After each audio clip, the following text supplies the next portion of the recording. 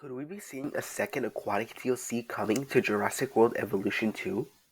With the recent release and announcement of the Prehistoric Marine Species Pack and Free Update 7, many people have been complaining about Free Update 7 and how it really did not address any of the problems that the lagoons had. Now, before we continue, I would like to shout out a smaller channel for creating this theory. Jurassic World Biology recently made a video on this, and you should definitely go watch and subscribe to him, as he really does make some good content. But, as we all know, the tweet that teased the Aquatic DLC had 4 wallpapers: a Biozone wallpaper, a Malta wallpaper, a Moza wallpaper, and a Goat wallpaper. But I'm not going to be doing this video alone. Today, Red Panda Reggie is going to be helping me figure this out. If you guys want to see Planet Zoo or Jurassic World Evolution 2 content, then I would definitely recommend to go watch his videos and subscribe to his channel.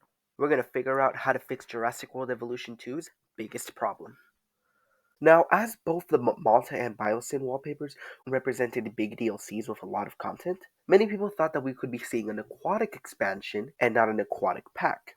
The reason people think that we could be seeing another aquatic DLC is because some people are stating that the reason we got an aquatic pack and we didn't receive any major lagoon improvements in this update was because this DLC was basically just a filler DLC to be able to give us more marine species before we would receive a full-fledged out aquatic expansion. Currently, right now, with all DLCs, we currently have 13 aquatic species. If we were to receive a second aquatic DLC, we would probably have 17 if we were to receive the 4 normal types. Now, I don't think this is impossible, and it is definitely a possibility. But if we were to receive a second aquatic DLC, I think it would come later. But even then, the lagoons still definitely need major improvements to be able to be utilized to their fullest potential. If we were to upgrade our lagoons, what could we do? Some key lagoon improvements for this expansion can include a new paintbrush tool for the lagoons, which would include corals, algae, kelp, seagrasses, just to give that sort of environmental atmosphere that the lagoons are currently lacking in comparison to the land and aviaries. Some new feeders can include the live shark feeder, as well as shrimp and krill for any filter feeding animals we get in the future, ammonites and squid, those sort of swimming cephalopods. Some new underwater decorations could include some underwater caves that some of the lagoon creatures could swim through, some trenches and drop-offs. So underwater cliff sides and canyons, all that sort of stuff would be fantastic to see in a future update such as this. But now let's move on to some more major improvements for our lagoons. Being able to alter the lagoon depth would be an amazing new addition, and many people have been asking for this.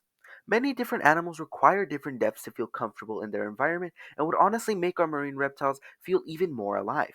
We should also be able to change the water color and the water visibility, as we can't even see the Mosasaurus from a lagoon viewing stand, which is ridiculous.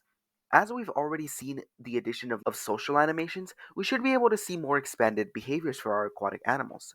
First, let's give both the Mosasaurus and Tylosaurus social animations, as they were the only ones that did not receive them in this new update. We should also be able to see our aquatic animals coming up for air, as we know that they would come up for air in their natural habitat. They should also be able to sleep, which is something that I'm very surprised that they are not able to do yet. They should also try to be able to attack lagoon attractions such as the newly added underwater viewing gallery if they are found uncomfortable, and would honestly add amazing new animations to this game.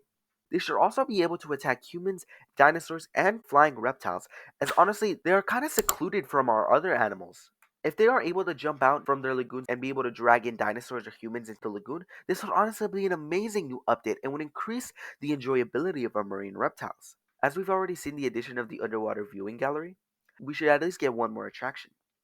A submarine tour is honestly the biggest exclusion from this new update, as honestly I definitely did think that we would receive one of these to be able to view our marine reptiles even closer.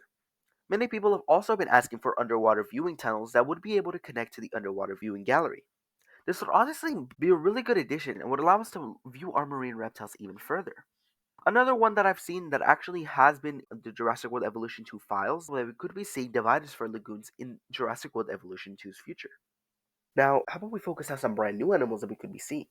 Some new species from the Paleozoic era can include the giant orthocone Camarasaurus, the sea scorpion Megalograptus, the ancient cartilaginous fish Helicoprion, the Devonian Stethocanthus, the Dracolopterus, the largest eurypterid known, and Anomalocaris, one of the earliest predators to have ever lived. Focusing on first the Mesozoic, there's a lot of different animals to choose from. The Zefactinus is one of the ones that I hear people asking for a lot, and some people thought that the Douglastis was the Zefactinus, and honestly, I do think this would be a really cool addition, as it has really sharp and cool looking teeth. This animal would look like a really unique looking animal, and would honestly look like a freak of nature. Another one I saw people asking for was a Lidsictes, basically resembling a giant fish and a more calm looking animal. This animal would be nothing like we had before, as most of our animals are kind of like huge sea monsters. This animal would be a more tame and calm animal when compared to the other aquatic animals we have in game.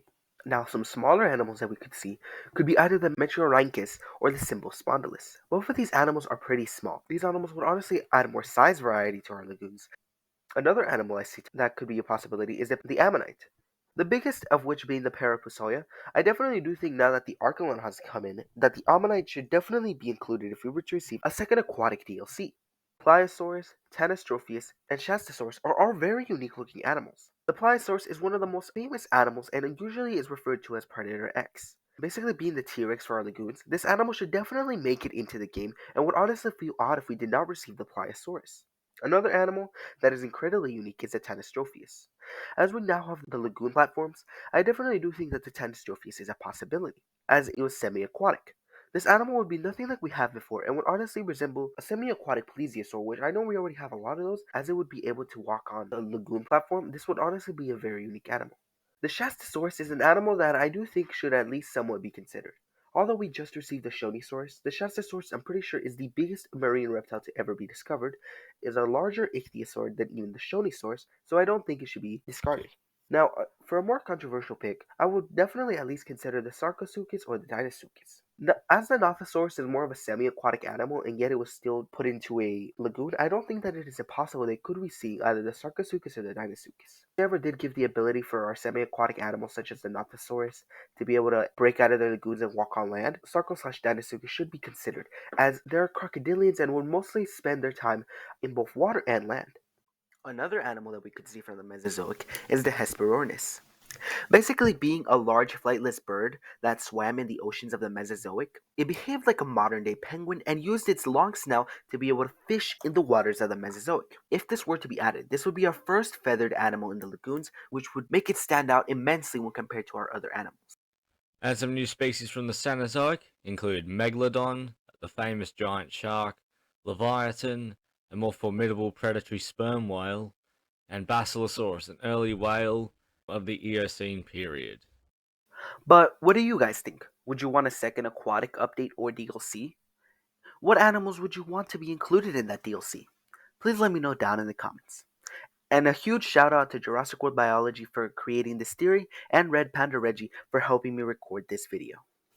Make sure to like and subscribe to everyone that was mentioned here today. But I will see you guys next time.